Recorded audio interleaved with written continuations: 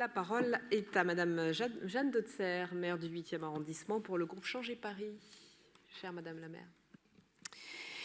Madame la maire, mes chers collègues, en 1772 se dresse dans les jardins des Champs-Élysées, en bordure de la place à Concorde, le café-concert des ambassadeurs.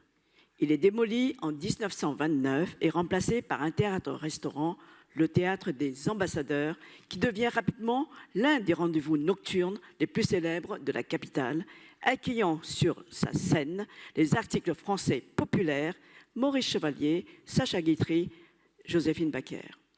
En 1970, la mairie de Paris, propriétaire des murs, accorde la concession du théâtre au couturier Pierre Cardin. Celui-ci rénove et rebaptise le lieu composé d'une salle polyvalente et d'une galerie en espace Cardin. Il exploite pendant près de 50 ans et y organisait des spectacles et expositions. En 2016, la ville de Paris a confié cet espace au Théâtre de la Ville durant ses travaux de rénovation. Ce dernier a réintégré la place du Châtelet en 2023. Madame la maire de Paris a proposé que cet espace culturel change de nom pour s'appeler dorénavant le Théâtre de la Concorde. Désormais, devenu un espace de débat, de réflexion, de dialogue, de création, où art et démocratie sont liés, et pour répondre à la volonté de faire de ce théâtre une grande université populaire de la démocratie ouverte à toutes et à tous, différentes activités y seront proposées, indépendamment des pièces de théâtre, des concerts et des spectacles musicaux, comme par exemple des ateliers pour accueillir des compétences pratiques en matière de citoyenneté, prise de parole en public, gestion de projets citoyens, des conférences pour approfondir des sujets liés à la démocratie, des formations sur les droits civiques, la responsabilité citoyenne et la compréhension des institutions démocratiques. Le comité d'orientation dont je suis membre est présidé par l'historien Patrick Boucheron et la direction du Théâtre de la Concorde est confiée à Elsa Bouville.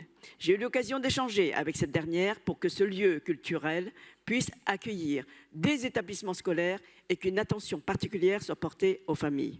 Cet espace culturel a déjà incarné un premier succès.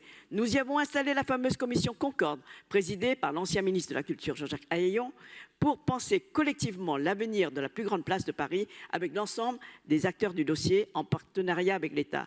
12 préconisations ont été proposées dans le cahier des charges pour le réaménagement de la place à Concorde, projet qui a longuement été abordé lors des questions d'actualité dans notre hémicycle hier après-midi. Quand nous nous appuyons sur les faits documentés, vérifiés, les controverses s'estompent, le débat public se trouve apaisé, nous en avons besoin et la démocratie progresse alors en autorité et en efficacité. L'histoire de ce théâtre est intimement liée à Pierre Cardin qui a transformé ce lieu en un site culturel de premier plan.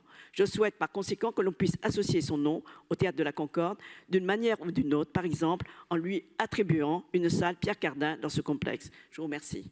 Je mets aux voix le projet DDCT 147 qui est pour, qui est contre, qui s'abstient. Il est adopté.